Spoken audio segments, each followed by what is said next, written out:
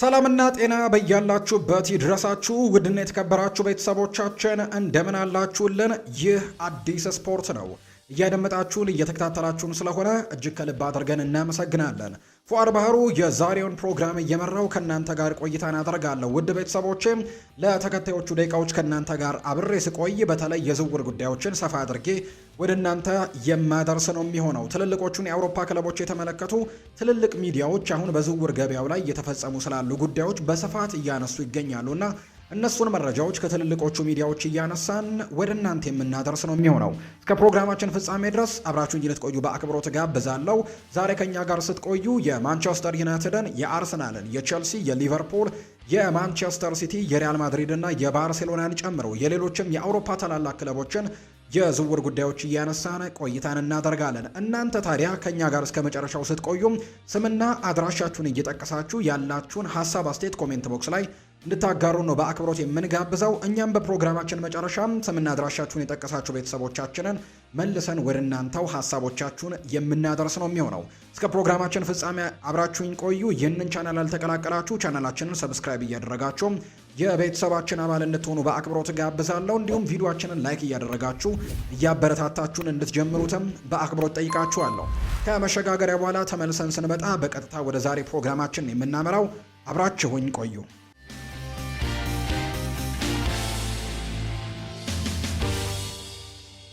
የሀገር ውስጥ መረጃን በማስቀደም ነው የዛሬ ፕሮግራማችንን የምንጀምረው። ዋሊያዎቹ ልምምድ ሰርተዋል። በቀጣይ ከማላዊ ጋር የአቋም መፈተሻ ጨዋታ ያለበት የኢትዮጵያ ብሔራዊ ቡድን የመጀመሪያ ልምምዱን ትላንትና ማድረጉን ነው በይፋ ያወቅ ነው።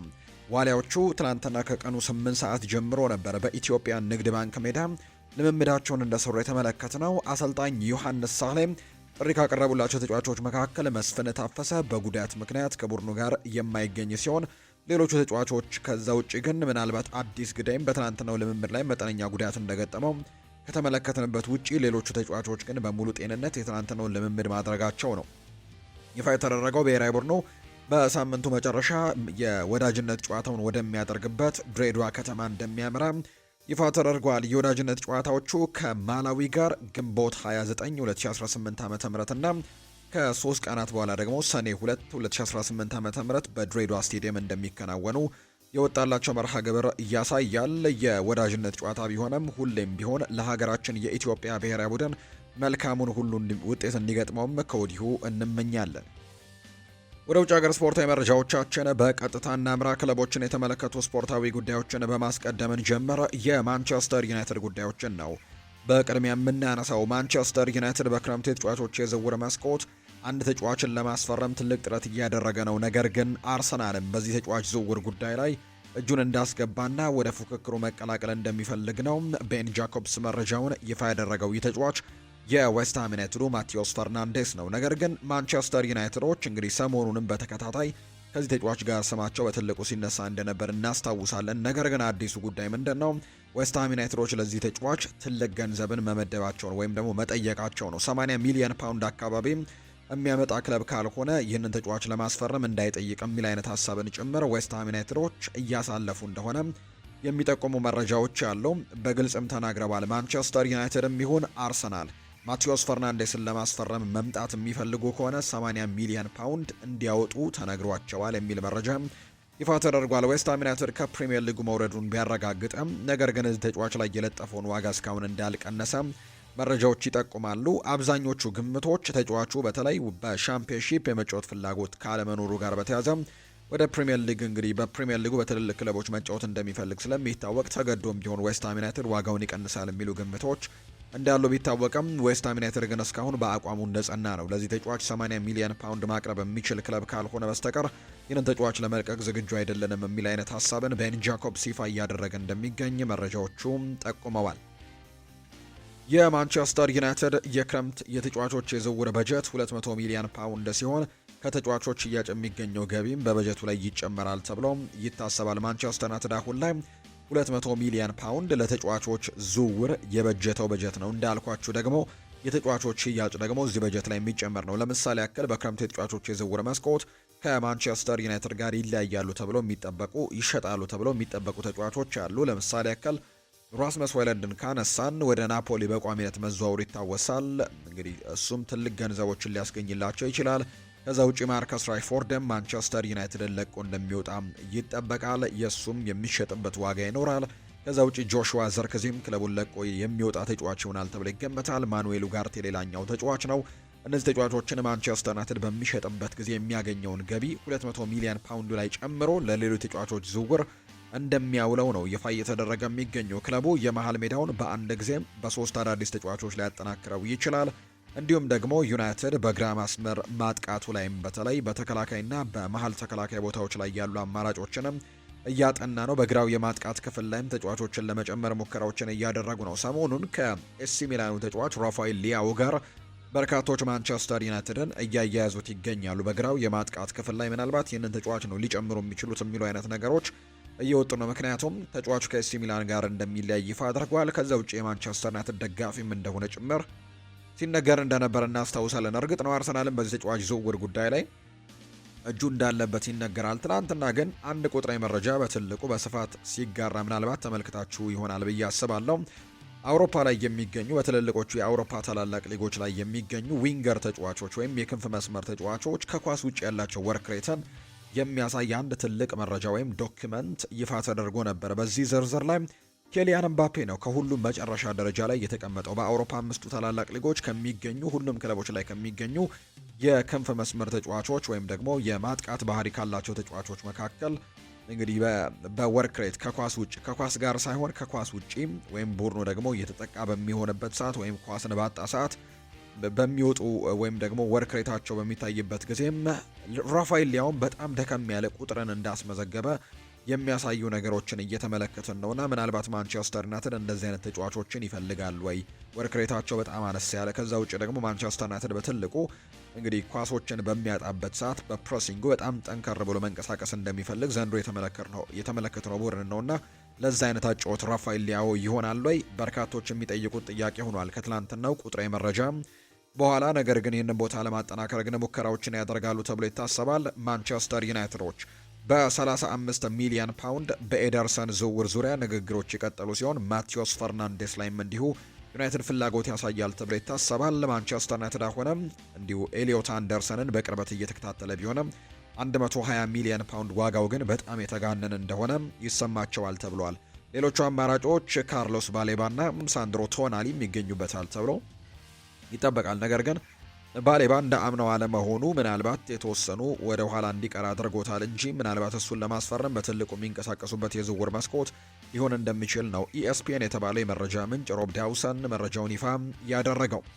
ብሩኖ ሚጌል ፈርናንዴስ ይናገራል። በእርግጥ ከማንቸስተር ዩናይትድ ጋር ተጨማሪ ዋንጫዎችን ማሸነፍ እፈልግ ነበር ሲል ብሩኖ ይናገራል። ነገር ግን ሁሉም ነገር ለእኔ ሆኖ ለክለቡን እንደጠበቅኩት አልሆነም ሲልም ጭምር የተናገረው። ለእኔ ብዙ ነገሮች ተሳክተውልኝ ሊሆን ይችላል፣ ለክለቤ ግን የጠበቅኩት ነገር አልተሳካልኝም ሲልም ጭምር ነው የተናገረው። በግል የተለያዩ የግል ክብሮችን ዘንድሮ ማሳካቱን የምናስታውሰው ጉዳይ ነው። የተለያዩ የአመቱ ምርጥ ተጫዋች ሽልማትነቱን አግኝቷል። ሪከርድ ጭምር የአሲስቱን መስበር ችሏል።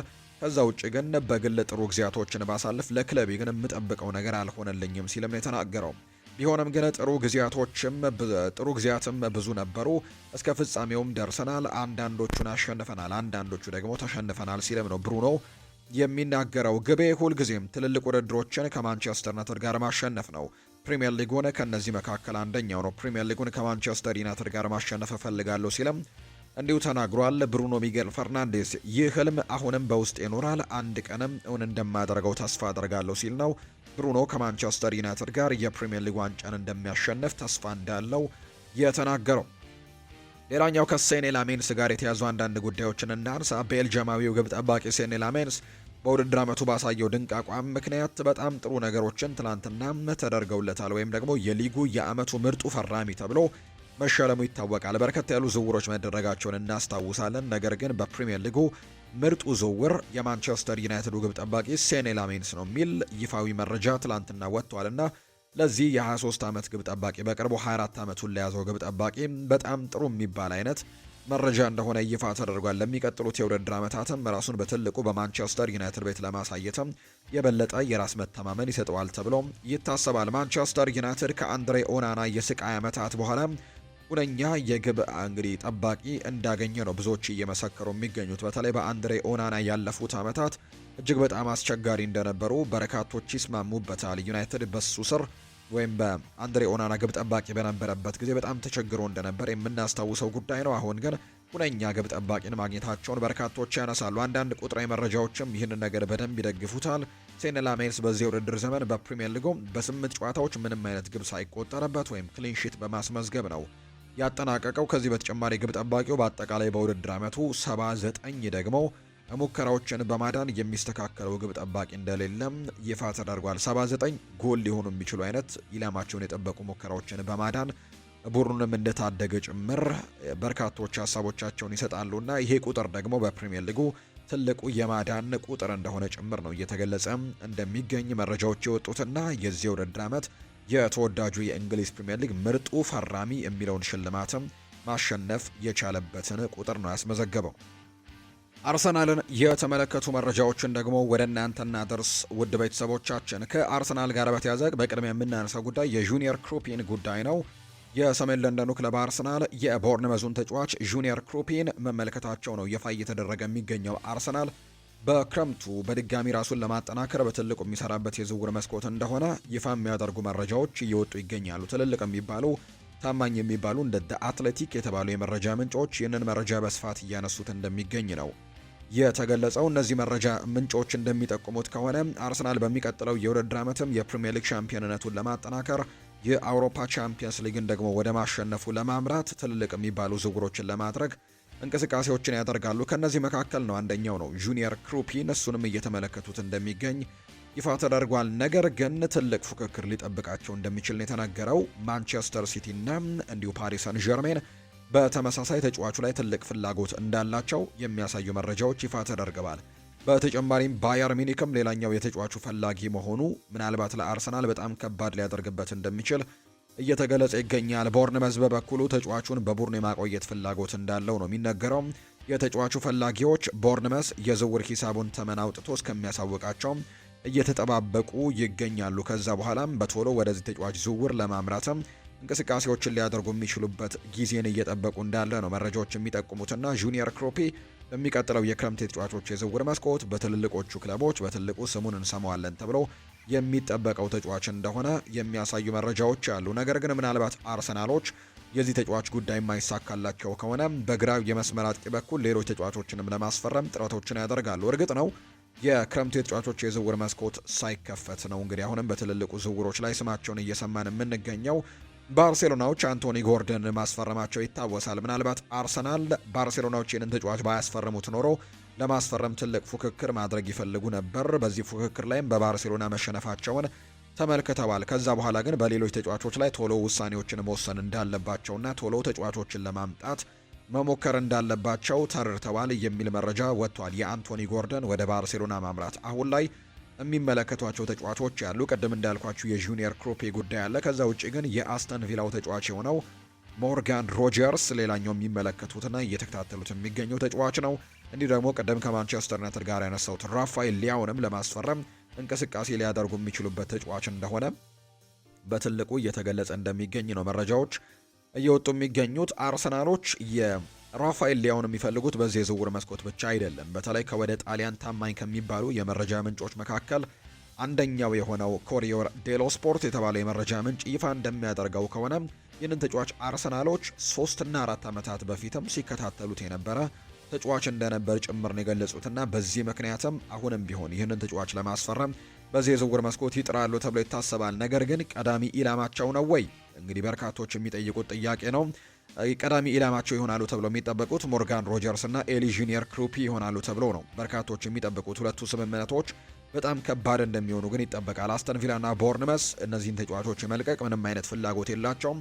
ቢለቋቸው እንኳን ሌሎች በጣም ተፎካካሪ ክለቦችም በዝውውር ገበያው ላይ ብቅ እንደሚሉ የሚጠበቅ ጉዳይ ነውና እነዚህ ተጫዋቾች ለማስፈረም የተወሰነ ከባድ ነገሮች ሊኖሩት እንደሚችሉ ይታመናል። እንግዲህ ሁለቱንም ስምምነቶች ለማድረግ ግን ምናልባት ትልቅ ድርድሮችን ማድረግ ይጠበቅባቸዋል። ይሁን እንጂ አርሰናል ግን ዋና ዋንጫዎችን የማሸነፍ ችሎታቸውን ስላረጋገጡ በተለይ ዘንድሮ ፕሪሚየር ሊጉን ማሸነፍ ስለቻሉ በሚቀጥሉት የውድድር ዓመታትም በትልልቅ ስኬት ውስጥ ተጫዋቾች መቀጠል የሚፈልጉ ከሆነ ይህንን ክለብ ምርጫቸው ሊያደርጉ የሚችሉበት እድሉን በደንብ አሳይቷቸዋል። ዘንድሮ የፕሪሚየር ሊጉን ማሸነፉን የአውሮፓ ቻምፒየንስ ሊግ የፍጻሜ ተፋላሚ መሆኑ ተጫዋቾችን ለመሳብም ትልቅ አማራጭ ይሰጣቸዋል ተብሎ ይታሰባል። ሞርጋን ሮጀርስም እንደ አንዳንድ ዘገባዎች ከሆነ ከአርሰናል ጋር ጥሩ ግንኙነት እንዳለው ወይም ጥሩ ቁርኝትም ጭምር እንዳለው ከዛ ውጭ ለአርሰናልም እሺታውን እንደሰጣቸው ጭምር የሚያሳዩ ነገሮችን እየተመለከትን ነውና ምናልባት አርሰናል በዛ ቦታ ላይ ተጫዋች ለማስፈረም የሚጥርበትን ነገር በደንብ አጠናክሮ ከቀጠለ ሞርጋን ሮጀርስን በትልቁ የማግኘት እድል እንዳለው የሚያሳዩ መረጃዎችን ነው ትልልቆቹ የአውሮፓ ሚዲያዎች ይፋ ያደረጉት። አርሰናል በዚህ የክረምት የተጫዋቾች የዝውውር መስኮት ቅድሚያ የሚሰጠው ጉዳይ የሚኬል አርቴታን ኮንትራት ማራዘም እንደሆነ ይፋ ተደርጓል። የአርሰናል ታሪካዊ የውድድር ዘመን እያበቃ ባለበት በዚህ ሰዓት በክረምቱ ወቅትም ስራዎች ይቀጥላሉ ተብሎ ይታሰባል። ስለዚህም አርቴታ ከእረፍት ጊዜው ከመመለሱ በፊትም ምንም ነገር አይጠናቀቅም ተብሎ ነው የሚጠበቀው። የመጀመሪያዎቹ ውይይቶች ላይ አዎንታዊ እድገት ታይተዋል። ጉዳዩ የውድድር ሰዓት ጊዜ እንጂ ውሉን ያድስ ወይም ደግሞ አያድስም የሚለው ጉዳይ ያሳስባል ተብሎ በጭራሽ አይጠበቅም። መቼ ነው የሚያድሰው ካልሆነ በስተቀር አርቴታ ኮንትራቱን ያድሳል ወይስ አያድስም የሚሉ ጥያቄዎች በአርሰናል ዘንድ ይነሳሉ ተብለው አይጠበቅም። የክለቡ ባለስልጣናት የሚቀጥለው የውድድር ዘመን ከመጀመሩ በፊት የመጨረሻ ስምምነት ላይ ሙሉ በሙሉ ያተኩራሉ ተብሎ ይታሰባል። አዲስ ውሉ ቢያንስ ለ3 ዓመታት የሚቆይ ሊሆን ይችላል። ከአሁኑ ደሞዙ ጋር ሲነጻጸር ደግሞ ከፍተኛ ጭማሪዎችንም ሊያሳይ የሚችልበት እድሉ እንዳለ የሚያሳዩ ነገሮችን የተመለከት ነው። ይህም በእንግሊዝ ውስጥ ከፍተኛው ክፍያ ያለው አሰልጣኝ እንደሚያደርገው የሚጠቁሙ መረጃዎች አሉ። አርቴታ ከመቼውም ጊዜ የበለጠ ከፍተኛ ደረጃ ላይ በመድረሱ የአርሰናል ባለስልጣናት የእሱ ተጽዕኖም ከፍተኛ ደረጃ ላይ መሆኑን ይገነዘባሉ የሚል መረጃ ይፋ እየተደረገ እንደሚገኝ ነው የተገለጸው። ሰሞኑን በወጡ መረጃዎች መሰረት በተለይ ትላንትና የወጡ መረጃዎች እንደሚያሳዩት ከሆነ ዊሊያም ሳሊባ ጉዳት ገጥሞታል የሚል መረጃ እየወጣ ነበር። በተለይ ከፈረንሳይ ብሔራዊ ቡድን ጋር የዓለም ዋንጫ ስብስብ ውስጥ ደግሞ መኖሩ ይታወቃልና ምናልባት በዓለም ዋንጫው ላይ ማጣብቂኝ ሊሆን ይችላል የሚሉ ነገሮች ሲነሱ እንደነበር ተመልክተናል። ነገር ግን ዲዲዬ ዴሾ ያንን ነገር ፉርሽ አድርገውታል። ሳሊባ እዚህ ከኛ ጋር ነው፣ በጥሩ ሁኔታ ላይ የሚገኛል ሲሉ ነው የተናገሩት። ፈረንሳዊው ተከላካይ ስፍራ ተጫዋች የሆነው የዊሊያም ሳሊባ በጉዳት የዓለም ዋንጫ ሊያመልጠው ይችላል የሚሉ ዘገባዎች በትልቁ ነበሩ። ይሁን እንጂ ዊሊያም ሳሊባ በጥሩ ሁኔታ ላይ ነው ሲሉ የፈረንሳይ ብሔራዊ ቡድን አሰልጣኝ የሆኑት ዲዲዬ ዴሾ ይፋ አድርገዋል። ሳሊባ ከኛ ጋር ነው ያለው፣ ሁሉም ነገር በጣም ጥሩ ነው ሲሉ ነው አሰልጣኝ ዲዲዬ ዴሾ ለጋዜጠኞች ያረጋገጡት። አሰልጣኙ ዊሊያም ሳሊባ ለዓለም ዋንጫ መክፈቻ ጨዋታ ስለመድረሱም በይፋ ያሉት ነገር እንደሌለ ተናግረዋል። ነገር ግን በዓለም ዋንጫው ላይ ግን እንደሚሳተፍና ሙሉ ለሙሉ ያከተመለት እንዳልሆነ ነው ይፋ ያደረጉት። በክረምቱ የተጫዋቾች የዝውውር መስኮት አርሰናል ጋብሪኤል ማርቲኔሊን፣ ሊያንድሮ ትሮሳርድን፣ ጋብሪኤል ሄሱስን እና ኢታን ንዋኔሪን ለሽያጭ ያቀርባቸዋል ተብሎ ይታሰባል። በተለይ ጋብሪኤል ማርቲኔሊ ከአርሰናል የሚለቅበት እድል በጣም ከፍ ያለ እንደሆነ እየተነገረ ነው። ስለዚህ እነዚህን ተጫዋቾች ለመልቀቅ ሙከራዎችን ያደርጋል ተብሎ ይታሰባል።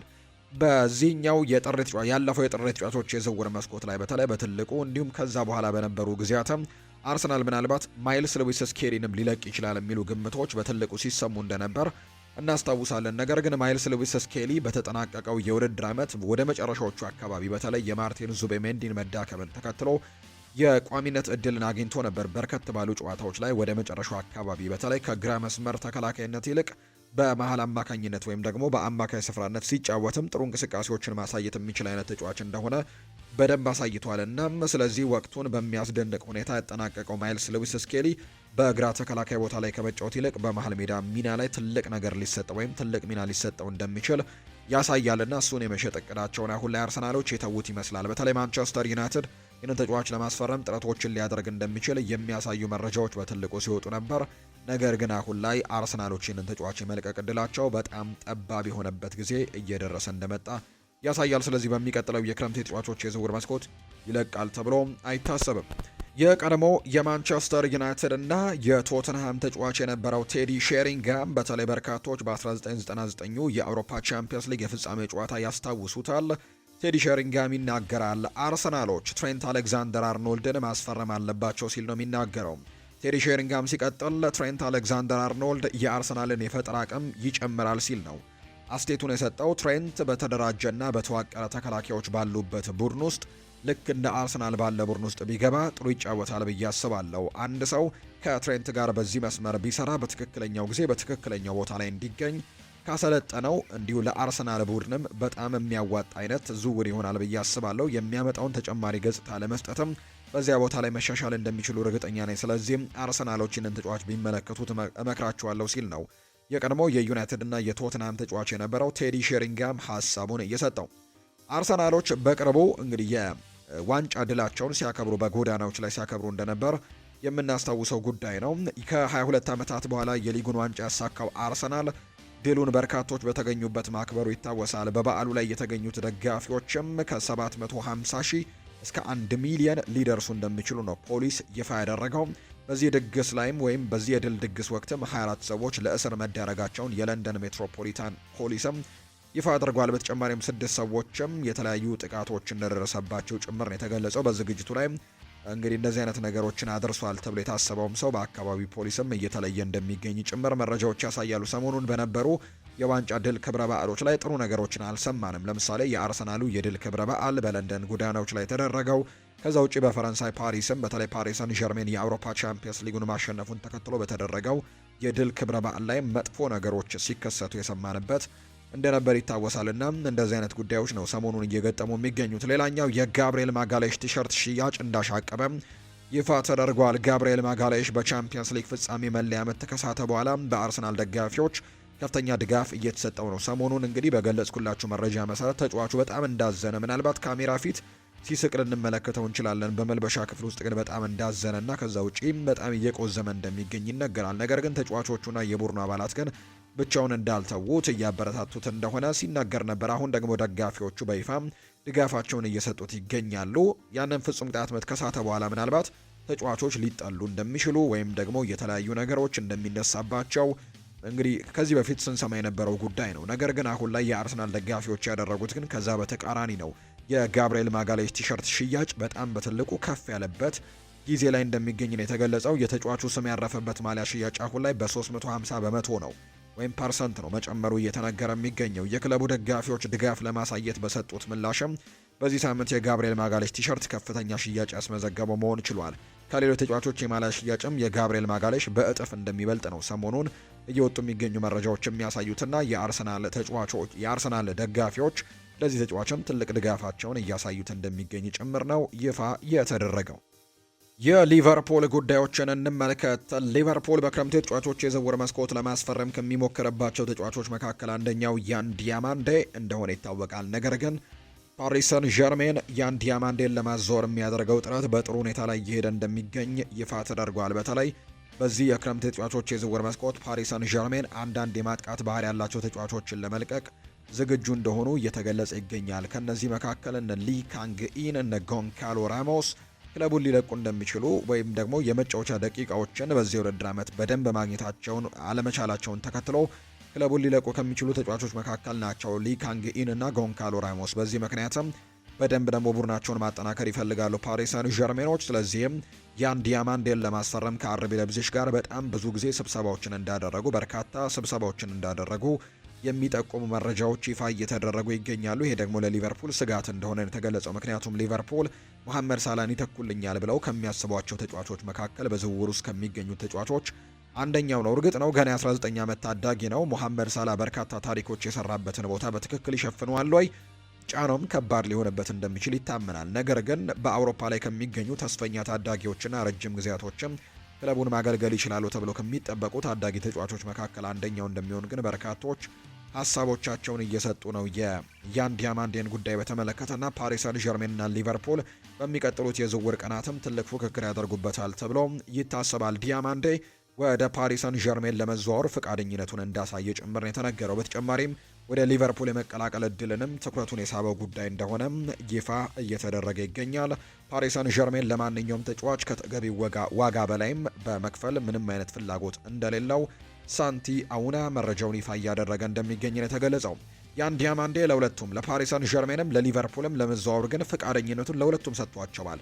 ቀድሞ ያስፈረመው ቡድንን ለመቀላቀል ምንም አይነት ችግር የለበትም። ሊቨርፑልም ቢሆን ፓሪስ ሰን ዠርሜንንም ቢሆን ለመቀበል ዝግጁ ነው። ይህ ማለት ግን አርቢ ለብዚሽ የላቀ የገንዘብ አቅርቦት የሚያቀርብለትን ክለብ ነው ተጫዋቹን ያገኘዋል ተብሎ የሚታሰቡ። ምክንያቱም የተጫዋቹ ፈቃደኝነት ለሁለቱም ክለቦች ከተሰጠም ትልቁ ውሳኔ የሚሆነው የትኛው ክለብ ነው ለአርቢ ለይፕዚግ የተሻለ ገንዘቦችን አቅርቦ ተጫዋቹን መውሰድ የሚችለው ላይ ብቻ ይሆናል ፉክክሩ ተብሎ ነው የሚጠበቀውና ያ ነገር ነው ተጫዋቹን ለማግኘት የሚወስነው ተብሎ ይታሰባል። ፓሪስ ሰን ዠርሜን በአሁኑ ወቅት በገበያው ላይ ያሉ ተጫዋቾች ከተገቢው ዋጋ በላይም በመክፈል የመግዛት ልምዱን ደግሞ ትቶታል።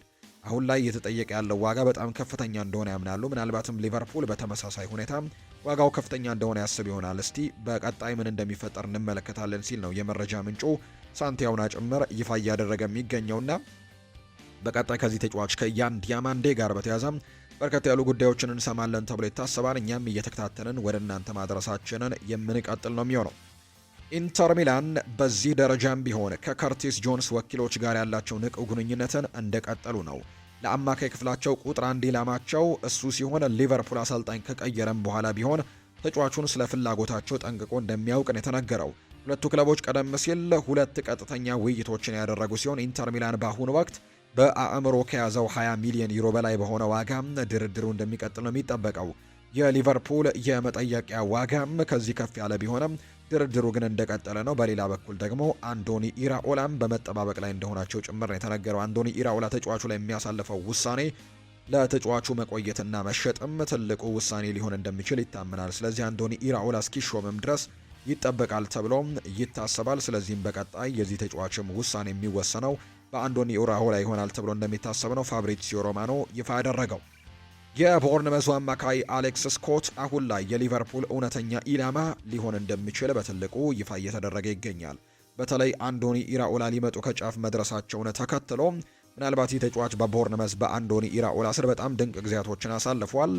ሊቨርፑል ብቻ አይደለም የዚህ ተጫዋች ፈላጊ፣ በጣም በርከት ያሉ ክለቦችና ማንቸስተር ዩናይትድም ጨምሮ የዚህ ተጫዋች ፈላጊዎች እንደሆኑ በተደጋጋሚ የሚያሳዩ መረጃዎች ሲወጡ ተመልክተናልና በቀጣይ ይህ ተጫዋች ወደ የትኛው ክለብ ይቀላቀላል የሚለው ጉዳይ እስካሁን የተረጋገጠ ምንም ነገር የለውም። ነገር ግን ሊቨርፑሎችም ይህንን ተጫዋች ለማስፈረም ሙከራዎችን እያደረጉ ነው። ከዛ ውጭ ደግሞ የአንዶኒ ኢራኦላ መምጣት ደግሞ ይህንን ተጫዋች እንዲያስፈርሙ ትልቅ እድል ይሰጣቸዋል ተብሎ ይታሰባል። ከዚሁ ካነሳ ነው አይቀር ግን ሊቨርፑሎች እንዴት አንዶኒ ኢራኦላን ለመምረጥ ወሰኑ የሚሉ ዘገባዎች እየወጡ ይገኛሉ። ሊቨርፑል አሰልጣኝ አንዶኒ ኢራኦላን የአሰልጣኝ አርነ ስሎት ተተኪ ለማድረግ እያነጋገረ እንደሆነ ይታወቃል። አሰልጣኝ አንዶኒ ኢራኦላ በቦርንመዝ በነበራቸው 3 ዓመታት ያስመዘገቡት ውጤት ሊቨርፑልን እንደሳበው የሚያሳዩ ነገሮች ናቸው ያሉት። ቀደም ብለው ቦርንመዝን እንደሚለቁ ያሳወቁት ኢራኦላ ክለቡን በታሪኩ ለመጀመሪያ ጊዜ በአውሮፓ መድረክ እንዳበቁት የሚታወቅ ነው። አሰልጣኙ በቦርንመዝ ሾሟቸው በነበሩት የአሁኑ የሊቨርፑል ስፖርቲንግ ዳይሬክተር ሪቻርድ ሂውዝ በደንብ እንደሚታወቁ ጭምር ነው የተነገረው። በተጨማሪም ሊቨርፑል መከተል ከሚፈልገው አጫወት ጋር መስማማታቸው፣ የካሳ ክፍያ የሌላቸው መሆኑና እንደ ማኔጀር ሳይሆን ዋና አሰልጣኝ መስራትም የለመዱ መሆናቸው በሊቨርፑል እንዲመረጡም እንዳደረጋቸው ጭምር ነው የተነገረው። ሊቨርፑል አርነ ስሎትን ቀደም ብሎ አለማሰናበቱ አሰልጣኝ ቻቪ አሎንዞን አሳጥቶታል በሚል ሲነገር ነበር። ይሁን እንጂ አዲሱ የቼልሲ አሰልጣኝ ቻቪ አሎንዞ በሊቨርፑል ኃላፊዎች ቀድሞውኑ አለመመረጣቸው ነው ለክለቡ ቅርብ የሆኑ የመረጃ ምንጮች ይፋ ያደረጉት። ሊቨርፑል በቀጣይ አሰልጣኝ አንዶኒ ኢራኦላን ወደ አንፊልድ ለማምጣትም የሚያደርገው ጥረትን ያጠናቅቃል ተብሎ እንደሚታሰብ መረጃዎች ይፋ እየተደረጉ ይገኛሉ። አሰልጣኝ አርነ ስሎት ከሊቨርፑል ጋር ከተለያዩ በኋላ ወይም ከተሰናበቱ በኋላ አንድ ደብዳቤን ለሊቨርፑል ኤኮ የተባለ የመረጃ ምንጭ ልከዋል። የተለያዩ አይነት ሀሳቦችንም አንስተዋል። አብረን ከተደሰትን ከጥቂት ሳምንታት በኋላ ይላሉ አርነ ስሎት ሲናገሩ፣ ዲኤጎ ዦታን ማጣታችን በቃል ሊገለጽ የማይችል ነው። ከምንም በላይ እርሱን እንደ አንድ የቡድን አጋር ጓደኛና እያንዳንዱን ጊዜ የክለቡ ታዋቂ አርማን ሲለብስም በሺዎች የሚቆጠሩ ሰዎችን ሕይወት የነካ አስደናቂ ሰው ሆኜ ማስታወስ ፈልጋለሁ። ይህ ክለብ ካጋጠሙት እጅግ አስቸጋሪ ወቅቶችም በአንዱ በሊቨርፑል ቤተሰብ የታየው ፍቅር፣ ርህራሄና ድጋፍም እጅግ የላቀ ነበር። ይህንን ክለብ ስሰናበት ዲኤጎ ዦታን ያከበራችሁበትንና መታሰቢያውን አብራችሁ የቆማችሁበት መንገድን ለዘላለም ከኔ ጋር እንደሚቆይ ሳልናገር ማለፍ የለብኝም። ከመጀመሪያው በደስታ ተቀብላችሁኛል፣ በጉዞዬም ረድታችሁኛል። ይህ ደግሞ የምወደውና የማደንቀው ነገር ነው። የሊቨርፑል 20ኛውን የሊግ ዋንጫ የሁላችንም ነው። በታሪክ ውስጥም ዋነኛ ምዕራፍ ሆኖም ይቀጥላል። ለዚህ ደግሞ ሁላችንም ልንኮራበት ይገባል ብሏል። ሲናገር ይህንን ሀሳብን የሰጠው ይህ ክለብ ራሱን የሚያዝነው ሁልጊዜም በትልልቅ ክብሮች ላይ መሆንን ስለሚፈልግ ነው። እንደዚያም መሆን አለበት። ነገር ግን ክለቡ የራሱ ቦታ ላይ ማለትም በአውሮፓ ምርጥ ክለቦች መካከል እንደሆነ በማወቅ ይሄዳለሁ። የቻምፒየንስ ሊግ እግር ኳስ መድረክን ይዞ ማጠናቀቅ ትልቅ ኃላፊነት ነበር። ይህም ሊቨርፑል በሚቀጥለው የውድድር ዘመንና ከዚያ በኋላም በከፍተኛ ደረጃ መወዳደር እንዲችል የሚያረጋግጥ ነው። ለሚመጣው ነገር ሁሉ ሙሉ እምነት ይዤ እለያለሁ ሲልም ጭምር ነው አርነ ስሎት ከተሰናበተ በኋላ ለሊቨርፑል ኤኮ የመረጃ ምንጭም ይህንን ደብዳቤ እንደላከ ነው ይፋ የተደረገው። ቸልሲን የተመለከቱ መረጃዎችን ደግሞ እናንሳ። ቸልሲ የአስተን ቪላውን አጥቂ ሞርጋን ሮጀርስን፣ የክሪስታል ፓላሱን አማካይ አደም ዋርተንን እና ኖቲንግሃም ፎረስት ተከላካዩ ሙሪሎን በቅርበት እየተከታተለ እንደሚገኝ የሚያሳዩ መረጃዎችም እየወጡ ይገኛሉ። እነዚህን ሶስት ተጫዋቾች በዚህ የክረምት የተጫዋቾች የዝውውር መስኮት ቸልሲ በትልቁ ትኩረት የሚያደርግባቸው ዝውውሮች ይሆናሉ ተብሎ ይጠበቃል። በዚህ የክረምት የተጫዋቾች የዝውውር መስኮትም በንቃት ይሳተፋሉ ተብሎ ነው የሚጠበቀው ቸልሲዎች። ስለዚህ እነዚህ ሶስት ተጫዋቾች ደግሞ በትልቁ የሚመለከቷቸው ዝውውሮች እንደሆኑ የሚያሳዩ መረጃዎች ያሉ። የአስተን ቪላው ሞርጋን ሮጀርስ፣ ከዛ ውጭ የክሪስታል ፓላሱ አደም ዋርተን እና የኖቲንግሃም ፎረስቱ ተከላካይ ሙሪሎን ነው በትልቁ የሚመለከቱት። ቸልሲ ለጆሽ አቼፖንግ በአውሮፓ ዙሪያ ካሉ ክለቦችና ከፕሪሚየር ሊግ ደግሞ 2 የዝውውር ጥያቄዎችን ውድቅ እንዳደረገ ይፋ ተደርጓል። በቸልሲ ዘንድ የማይነካና የቻቪ አሎንዞም እቅድ አስፈላጊው አካል እንደሆነ ይታሰባል። የተጫዋች አቼፖንግ እስከ 2029 ድረስም በቸልሲ የሚያቆየው ውልም እንዳለው ጭምር ነው ፋብሪሲዮ ሮማኖ መረጃውን ይፋ እያደረገ የሚገኘው። ጆሽ አቼፖንግ ከቸልሲ ለመውጣት እያሰበ እንደሆነ እስካሁን ግልጽ እንዳልሆነ የሚያሳዩ መረጃዎች አሉ።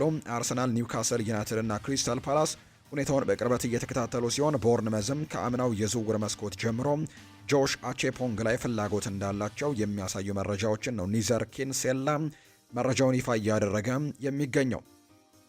ዲዲዬ ድሮግባ ስለ ካይ ሃቨርትስ አንዳንድ ጉዳዮችን አንስተዋል። ካይ ሃቨርትስ ከአርሰናል ጋር ቻምፒየንስ ሊግን ማሸነፍ ከቸልሲ ጋር ከማሸነፍ የበለጠ ትርጉም እንዳለው ለዓመታት ለሁሉም ሰው ሲናገር ቆይቷል። ችግሩ ግን ዋንጫዎችን ለማወዳደር ወይም ደግሞ ይሄኛው ዋንጫ ይበልጣል ብሎ ለማወዳደር መጀመሪያ ዋንጫውን ማሸነፍ ይጠበቃል ሲልም ነው ዲዲዬ ድሮግባ የሚናገረው።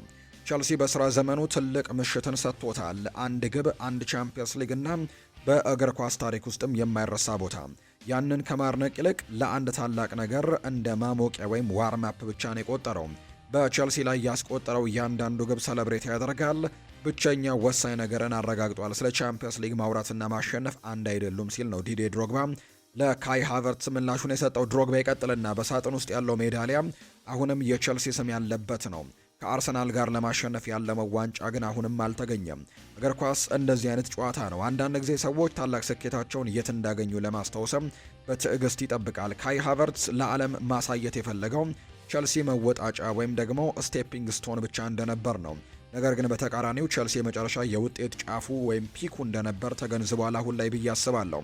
አንዳንድ ተጫዋቾች ቸልሲን ለቀው ሌላ ቦታ ሲሄዱ ሌጀንድ ይሆናሉ። ሌሎች ደግሞ ቸልሲን ለቀው ደግሞ ቀደም ሲል የነበራቸውን ደረጃ ለመድረስም ዓመታትን ለማሳደድ ይለፋሉ።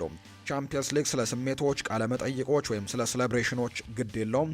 የሚያስታውሰው አሸናፊዎችን ብቻ ነው። እናም ካይ ሃቨርትስ ለመጨረሻ ጊዜ አሸናፊ በነበረበት ወቅት ሰማያዊውን የቸልሲ ማሊያ ለብሶ እንደነበረ መርሳት የለበትም ሲል ነው የተናገረው ዲዲዬ ድሮግባ። ሻቪ አሎንሶ እንግዲህ ከዚህ በፊት ካሰለጠናቸው ተጫዋቾች መካከል አንደኛው፣ በተለይ በባየር ሌቨርኩዘን እጅግ ድንቅ ጊዜን ካሳለፉ መካከል አንደኛው ነው። ግራኒት ዣካ አሁን በሰንደርላንድ እንደሚገኝ ይታወቃል። ሻቪ አሎንሶ የማይታመን ነበር። ሁሉንም ነገር አሸንፏል።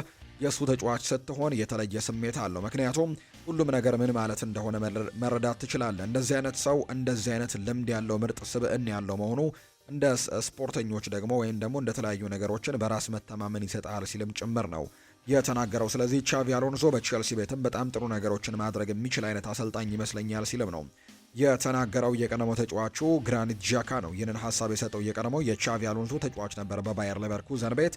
አሁን ግራኒት ዣካ በሰንደርላንድ እየተጫወተ ነው የሚገኘው።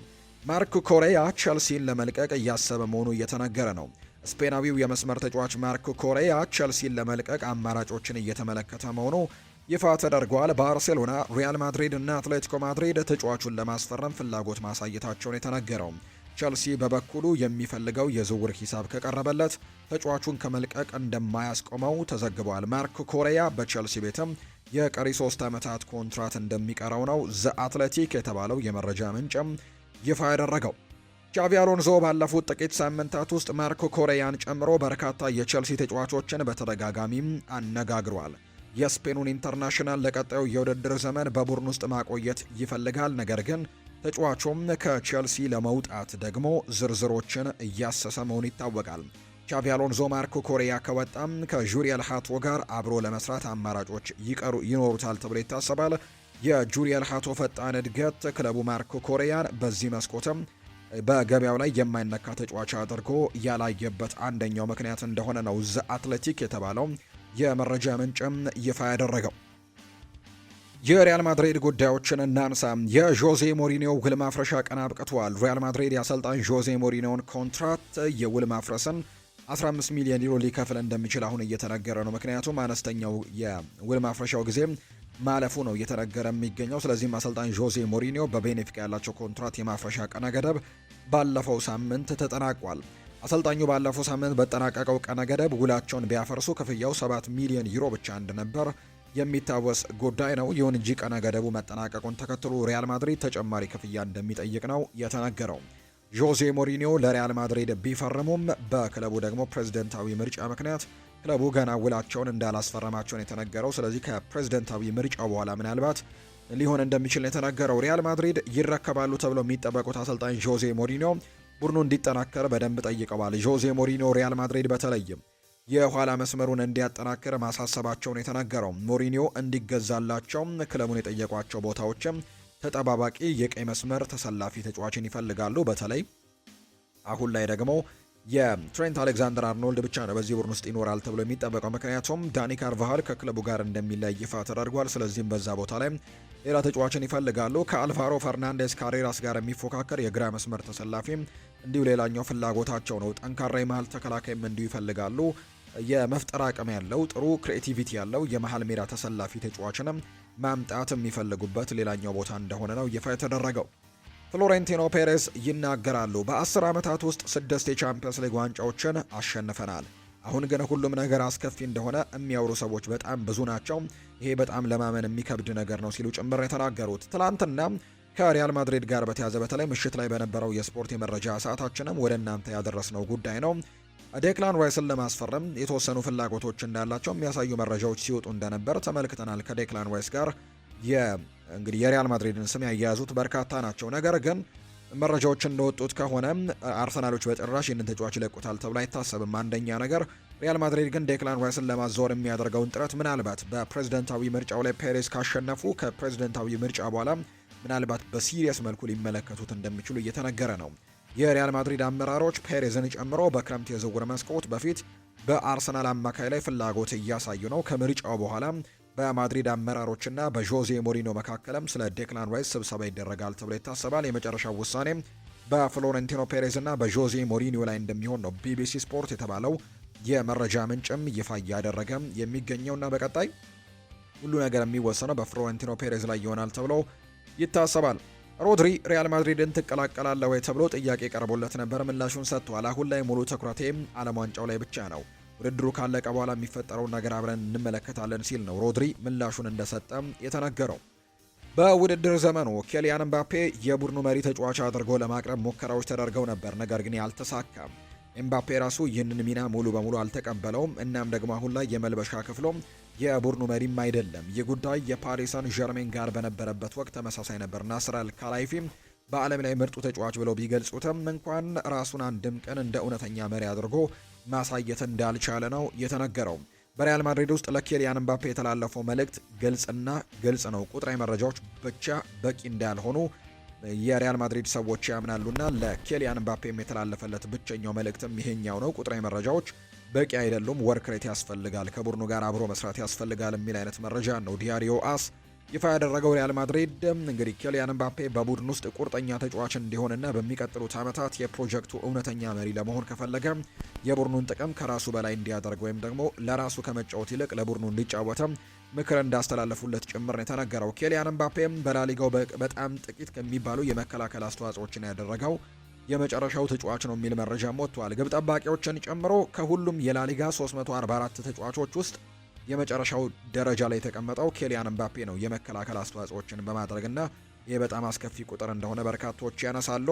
ኤንድሪክ በቀጣዩ የውድድር ዓመት በሪያል ማድሪድ ቡድን ውስጥም በቀኝ ክንፍ ቦታ ላይ የመጫወት ሰፊ እድል እንዳለው እየተነገረ ነው። እሱ ለዦዜ ሞሪኒዮ ቁልፍና እጅግ በጣም አስፈላጊው ተጫዋች ይሆናል ተብሏል። ኤንድሪክም እንደገና ወደ ክለቡ ለመመለስም በጣም እንደ ጓጓ ጭምር ተነግሯል። በዚህ መሰረትም ኤንድሪክ በሚቀጥለው የውድድር ዓመት ግራው በኩል የመሰለፍ እድሉ ወይም በቀኝ የማጥቃት ክፍሉ ላይ የመሰለፍ ትልቅ እድል እንዳለው ነው የተነገረው።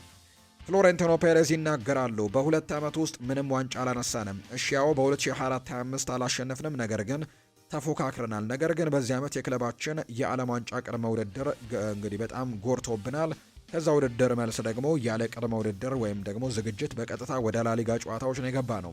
እናም ቅድመ ውድድር አልነበረም። ስለዚህም ከ3 ወይም ለ4 ወራት በኋላ በመጀመሪያ ቡድን ውስጥ 28 ጉዳቶች አጋጠሙን። ይሄ ደግሞ የተለመደ አይደለም። እንደ ሪያል ማድሪድ ፕሬዝዳንት በነበርኩበት ጊዜ እንደዚህ አይነት ነገሮች አጋጥመውኝ አያውቁም። ነገር ግን እሺ ከነዚህ ነገሮች ትማራላችሁ። ስለ ክለብ የዓለም ዋንጫ ምን እንድናደርግና በቀጣዮቹ ወቅቶችም እንደዚህ አይነት ጉዳቶች እንዳይመጡ እንዴት እየተደራጀን እንደሆነ ማሳየት ይኖርብናል ሲልም ጭምር ነው የተናገረው። ኢከር ካሲያስ አንድ ጥያቄ ቀርቦለት ነበር። ከክሪስቲያኖ ሮናልዶ ጋር ትጋጩ ነበሩ የሚል ጥያቄ ቀርቦለት ነበር። አዎ ሁልጊዜም እያሾፍንበትና እሱ ላይ እየቀለድንበት ነበር። ምክንያቱም በጊዜው እኛ የዓለም ዋንጫ አሸናፊዎች ነበረን። ወደ መልበሻ ክፍል ስንገባ ስለ ጎሎችና ስለ ስኬቶቹ ያወራልን ነበር። ይህንን ጎልና ያንን ጎል አስቆጥር ያለው ይለናል። ከዛ ግን የዓለም ዋንጫ የለህም ብለን እንመልስለት ነበር ብለዋል። ፈገግ እያለን የዓለም ዋንጫ እዚህ ተቀምጦ እንደሆነ ተመልከቱ እስኪ እንላለን። እናም ደግሞ አንዳንድ ጊዜ ወደ መልበሻ ክፍል ከመምጣቱ በፊት የዓለም ዋንጫን በመልበሻ ክፍል ውስጥ ባለው መቀመጫው ላይ እናስቀምጥበት ነበር። ከዛም ግን 4 የወርቅ ኳሶች አሉኝ እያለም ይመልሰልናል። እኔ ደግሞ እውነቱን ለመናገር 4ቱን የወርቅ ኳሶችን በዓለም ዋንጫ አትቀይረንም ወይ ብዬ የምጠይቀው ነበር። በቀልድና በሳቅ መካከልም ሁልጊዜም በዚህ ይናደድ ነበር። ነገር ግን አስደናቂ ሰው ነው። በጣም ደግ ልብ ያለው ሰው ነው። እናም ደግሞ ከሱ ጋር ደግሞ ያለን ግንኙነት በጣም ጥሩ ነበር። ለዚህ ክለብም ለሪያል ማድሪድም ትልቅ ስኬቶችም በጣም ትልቁ ሰው እንደሆነ አውቃለሁ ሲልም ነው ኢከር ካሲያስ ሀሳቡን የተናገረው። በዚህ የባርሴሎና ጉዳዮችንም እናንሳ። የአትሌቲኮ ማድሪዱ ፕሬዝዳንት ኤንሪኮ ሴሬዞ ይናገራሉ። ጁሊያን አልቫሬስ የአትሌቲኮ ማድሪድ ተጫዋች ነው። ይህ ለዚህ የውድድር ዘመን ብቻ ሳይሆን ለሚቀጥሉት በርካታ ዓመታትም ጭምር በዚህ መልኩ ነው የሚቀጥለው። ለቡድናችን ምርጥ ተጫዋቾችን ለማምጣት ያለማቋረጥ እንሰራለን። ተጫዋቾችን ለመፈለግ ደግሞ ለመመልከትና ለማምጣትም አሁንም ጊዜው አለን ሲልም ጭምር ነው ኤንሪኮ ሴሬዞ የተናገሩት። አንሱ ፋቲ ከባርሴሎና በቋሚ ዝውውር ውል በሞናኮ ደግሞ ለመቆየት ተስማምቷል ብሏል ፋብሪዚዮ ሮማኖ። የዝውውር ዋጋውም 11 ሚሊዮን ዩሮ ሲሆን ባርሴሎና ተጫዋቹን ለወደፊትም ለሌላ ክለብ ሊሸጥ የሚገኝ የድርሻ መብትን ወይም ሴል ኦን ክሎዝ ይኖረዋል። አንሱ ፋቲ ከአዲሱ ዋና አሰልጣኝ ፊሊፔ ሉዊስ ጋርም ለመቆየት ዝግጁ እንደሆነ ነው መረጃዎቹ የጠቆሙት። ፓሪስ ሳን ዠርሜን እና ሉዊስ ኤንሪኬ አብረው ለመቀጠልና አዲሱን ውላቸውን በቅርቡ ለማጠናቀቅ እንዳቀዱ ይፋ ተደርጓል። ሉዊስ ኤንሪኬ በጀመሩት ፕሮጀክት ለመቀጠልና ሌላ የቻምፒየንስ ሊግ ዋንጫን ለማሸነፍ ለመሞከር ሙሉ እምነት አላቸው። በተጨማሪም ፓሪስ ሳን ዠርሜን ከሉዊስ ኤንሪኬ ጋር ስለ ክረምቱ የዝውውር ኢላማዎችም የውስጥ ውይይቶችን እንደጀመሩ ነው ፋብሪዚዮ ሮማኖ ይፋ ያደረገው። ባለፉት 2 ዓመታት ፓሪስ ሳን ዠርሜን ለበርካታ ዓመታት ሲመኙ የነበረውን የአውሮፓ ቻምፒየንስ ሊግ ዋንጫን በተከታታይ ለ2 ዓመታት ማምጣት ችሏልና በጣም ጥሩ ስራዎችን ለዚህ ክለብ እያበረከተ ይገኛል። የፓሪስ ሳን ዠርሜኖችም በዚህ አሰልጣኝ በጣም ደስተኞች ናቸው። ስለዚህም ለረጅም ጊዜ ለማቆየት ሙከራዎችን እያደረጉ ነው። ካርሎ አንቸሎቲ ይናገራሉ። ሽንፈት የሌላ ድል ጅማሮ ነው ብለዋል። የብራዚል ብሔራዊ ቡድን አሰልጣኝ የሆኑት ካርሎ አንቸሎቲ ማርኪኒዮስ ጋብሪኤል ማጋላይሽን ለማጽናናት መሞከሩን አድንቀዋል። ማርኪኒዮስ ያደረገው ተግባር ትልቅ ነገርና ፕሮፌሽናል ነበር ያሉት አንቸሎቲ ለጋብሪኤል አዝነናል፣ ነገር ግን እግር ኳስ ነው ብለዋል። አክሎም የመለያ ፍጹም ቅጣት ምቱ ይሳታል፣ የሚስቱት ግን ለመምታት ድፍረት ያላቸው ናቸው። ድፍረት የሌላቸው ጭራሽ መጥተውም ስለማያውቁ አይስቱትም ሲልም የተናገረው። መሳቱ ለሱ ጥሩ ነገር አይደለም፣ ነገር ግን ሽንፈት የሌላ ድል ጅማሮ መሆን ይችላል ሲልም ነው ካርሎ አንቸሎቲም ጨምሮ የተናገረው። አንድሪያስ ኢኒየስታ የመጀመሪያው ስራውን አግኝቷል። የቀድሞው የባርሴሎና ታሪካዊ ተጫዋች አንድሪያስ ኢኒየስታ የመጀመሪያ አሰልጣኝነት ስራ አግኝቷል። ስፔናዊው የቀድሞ ኮከብ አንድሪያስ ኢኒየስታ የዱባዩን ክለብ ገልፍ ዩናይትድን ነው በይፋም የተረከበው። የአንድሪያስ ኢኒየስታው ክለብ ገልፍ ዩናይትድ በዩናይትድ አረብ ኤሚሬትስ ሁለተኛ የሊግ እርከን ላይ ነው የሚወዳደረው። በእግር ኳስ ተጫዋችነት በርካታ ስኬቶችን ያስመዘገበው ኢኒየስታ ለመጀመሪያ ጊዜ በአሰልጣኝነት እንደሚሰራም ይፋ ተደርጓል። ስኮት ማክቶሚኔ ከሰር አሌክስ ፈርጉሰን ስለደረሰው የስልክ ጥሪ ይናገራል። ከመስከረም ወር ከሰር አሌክስ ፈርጉሰን ጋር ተነጋግረን ነበር። በጣም አስደናቂ ነበር። እርሳቸው በቀጥታ ነበር የደወሉልኝ። ለእኔ ጊዜም ሰጥተው ስላናገሩኝ፣ ደህንነቴን እንዲሁም ስለ እግር ኳስና መሰል ነገሮችም ስለጠየቁኝ እጅግ በጣም አመስጋኝ ነኝ። ከእሳቸው ጋር ማውራት በእውነት በጣም ደስ የሚል ነበር። እሳቸው ማንቸስተር ዩናይትድ ለቀው ሲወጡ እኔ ገና ታዳጊ ልጅ እንደነበርኩኝ አስታውሳለሁ። ስለዚህ ለእኔ አስበው መደወላቸው ለእኔ ልዩ ትርጉም አለው። በእኔ እይታ እሳቸው በታሪክ የዓለማችን ምርጡ አሰልጣኝ ናቸው ብሏል። ቁጥራቸውን ቀድመ መዝግበህ ነበር ወይ የሚል ጥያቄም ቀርቦለት ነበር። አይደለም ቁጥር የሌለው ጥሪ ነበር የደረሰኝ። እኔ ደግሞ ማንኛውም ጥሪ የመመለስ ልማድ ስላለኝ ስልኩን አንስቼም አቤት አልኩኝ። ሁሉም ጥሪዎች መመለስ እንዳለብኝ ይሰማኛል። እሳቸው ዝም ብለው እንዴት ነህ ልጅ ያሉኝ። የሚያናግረኝ ማን እንደሆነ ወዲያውኑ ነበር የገባኝ ብሏል። ጥሩ ጨዋታ ነበረን። ምናልባት ሰዎች ከሚያስቡት በላይ በጣም ተራና የተለመደ ጨዋታ ነበር። ልክ እንደ ጓደኛ ደውሎ ደህንነትን እንደሚጠይቅ አይነት ነገር ግን አዎ ለእኔ በጣም ልዩ ስሜት የፈጠረልኝ የስልክ ጥሪ ነው ሲልም ነው ስኮት ማክቶሚኔ ከሰር አሌክሳንደር ቻፕማን ፈርጉሰን ጋር ያደረገውን የስልክ ልውውጥም በተመለከተ ሀሳቡን እየተናገረ የሚገኘው። የተወደዳችሁና የተከበራችሁ ቤተሰቦቻችን ለዛሬ ያዝንላችሁ አዳዲስ ስፖርታዊ ጉዳዮቻችን እነዚህን ይመስላሉ። ስላደመጣችሁን፣ ስለተከታተላችሁን፣ ቆይታችሁን ከኛ ጋርም ስላደረጋችሁ እጅግ ከልብ አድርገን እናመሰግናለን። ፉአድ ባህሩ የዛሬውን ፕሮግራም እየመራው ከእናንተ ጋር ቆይታን አድርጌያለሁ።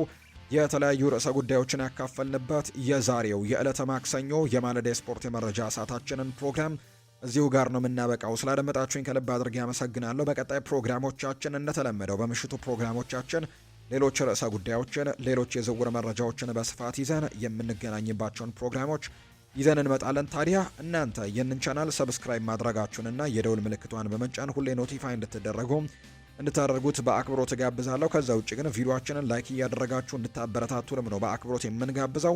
ሀሳብ አስተያየት ካለ ይሄ ጨመር ይሄ ቀነስ የሚባል ነገር ካለ፣ ከዛ ውጭ ደግሞ ስለ ክለቦቻችሁ ያላችሁንም ሀሳቦች ማጋራት የምትፈልጉ ከሆነ ኮሜንት ቦክሳችን ክፍት ነው። የፈለጋችሁትን ሀሳብ ስምና አድራሻችሁን እየጠቀሳችሁ ብትጽፉልን እኛ መልሰን ደግሞ ወደ እናንተ የምናደርሰው ነው የሚሆነው። ለዛሬ ግን ስላደመጣችሁኝ፣ ስለተከታተላችሁኝ፣ ቆይታችሁ በሙሉ ከኛ ጋር ስለነበር ከልብ አድርጌ ያመሰገንኩኝ። መልካም ጊዜ መልካም ደግሞ ቀን እንዲሆንላችሁ በአክብሮት እመኛለሁ። በምሽቱ ፕሮግራማችን በድጋሚ እንገናኛለን። መልካም ጊዜ ይሁንላችሁ።